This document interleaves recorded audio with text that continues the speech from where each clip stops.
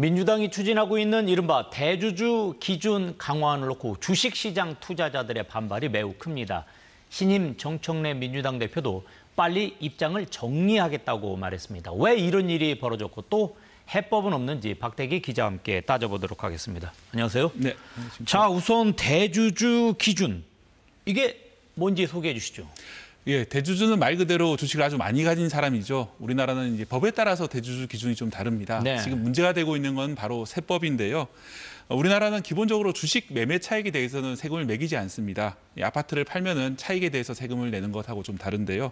하지만 대주주에게는 예외적으로 양도 차익에 대해서 세금을 부과하고 있습니다. 그 기준이 지금은 특정 종목에 대해서 50억 원 이상을 가졌을 때인데 이 기준을 10억 원 이상 가졌을 때로 낮추자는 것이 민주당의 문제가 됐습니다. 네. 삼성전자 주식을 이제 50억 원, 그러니까 10억 원 가졌을 때는 팔아서 수익을 얻으면은 이 세금을 내지만 9억 원까지는 세금을 낼 필요가 없다 이런 뜻입니다. 지금 우리나라에 그 한 종목에 10억 원 정도 이렇게 갖고 있는 주주들이 많습니까? 이 지금 반발이 이렇게 심한 이유 매우 궁금한데요. 예, 반발하는 사람들이 그 정도 많이 가진 사람들은 아주 드물고요. 우리나라에서 특정 종목 10억 원 이상은 아마도 3만 명 이하로 추정이 되고 있습니다. 네. 하지만 이 10억 원 이상 가진 사람들, 큰 손이라고 부를 만한데 이 사람들이 자신의 주식을 내다 팔기 시작하면은 전반적으로 주가가 하락하고 그렇다면은 이 개미 투자자들도 손해를 볼 수 있다. 이런 논리로 이 개미 투자자들부터 반발을 하고 있는 겁니다. 네, 그렇군요. 자, 그렇다면 그 세율은 어떻게 되는 겁니까? 예, 세율은 기본 20%고요. 과세 표준이 3억 원이 넘으면 25%로 오르게 됩니다. 네. 이게 상당한 액수이기 때문에 이 보유액을 10억 원 이하로 맞추려고 내다 팔 그런 유인 동기가 됩니다. 과거에도 대주주 기준이 지금보다 좀 엄격했을 때 연말이 되면은 이 대주주가 안 되기 위해서 큰 손들이 매도가 하는 그런 경향이 상당히 많았습니다. 이 대주주냐 아니냐는 12월 마지막 거래일 단 하루로 결정이 되는데요. 큰 손들이 1년 내내 주식을 들고 있다가 12월이 되면은 이 주식을 내다 팔아서 이 대주주 기준을 피해 보려는 그런 식으로 거래를 할 가능성이 큽니다. 특히 12월 말에 주식을 팔게 되면 문제가 또 하나 있는데요. 이렇게 되면은 이 큰 손들이 의결권을 잃게 됩니다. 10월 마지막 일 기준에 의결권 결정하는 경우가 많기 때문에요. 네. 예를 들어서 이제 대기업 같은 경우에 총수들이 이제 자기 마음대로 전행하고 또 사익 편취를 하는 경우들이 있는데 그럴 때 좀 주식을 많이 보유하고 있는 큰 손들이 견제를 할 필요가 있습니다. 그런데 이 사람들이 이 대주주 기준 때문에 주식을 내다 팔면은 결국은 총수 입장에서는 더 좋은 게 아니냐. 이 총수를 견제할 세력을 잃게 되는 그런 문제도 있는 게 아니냐 이런 지적도 나오고 있습니다. 네, 그렇군요. 지금 뭐 과거에도 대주주 기준 강화했었잖아요. 어땠습니까? 그때도 주가가 내려갔습니까? 연말에 좀 약간 출렁이긴 했는데요. 정부 입장은 인과관계는 없다라고 설명을 하거든요. 예를 들어서 대주주 기준이 2017년하고 19년에 한번 강화된 적이 있었는데 네. 그때 물론 순매도가 좀 늘었다고 합니다. 하지만 이 기준을 완화했던 2023년에도 순매도가 늘었기 때문에 결국은 무엇 때문인지 인과관계는 불분명하다는 그런 이야기인데요. 또 이제 대주주들이 이렇게 주식을 던지게 되면은 그걸 받는 개미들 입장에서 오히려 좋은 게 아니냐. 한때 내려가더라도 또 며칠 지나면 반등할 수 있는 기회가 되는 게 아니냐 이런 주장도 나오고 있습니다. 네, 지금 우리나라 지금 대주주 기준 강화안을 놓고 이렇게 뭐 반발이 거세고 있는데 어떻습니까? 외국에서는 이런 것과 관련돼서 어떻게 운영되고 있습니까? 네, 주요 외국에서는 사실 이런 논란 자체가 없습니다. 미국이나 일본 그리고 독일이나 영국 같은 나라에서는 이 대주주건 아니면 소액주주건 모든 주주들이 이 차익이 생기면 거기에 대해서 세금을 내야 하기 때문입니다. 누구는 내고 누구는 내지 않고가 없이 소득이 있으면 세금을 낸다 이런 큰 원칙을 지키기 때문에 별다른 논란은 없는 겁니다. 네. 물론 그런 나라에서도 세금을 내는 거기 때문에 당연히 마음이 좋지는 않지만 이 원칙을 어긴 건 아니기 때문에 논란이 없는 거죠.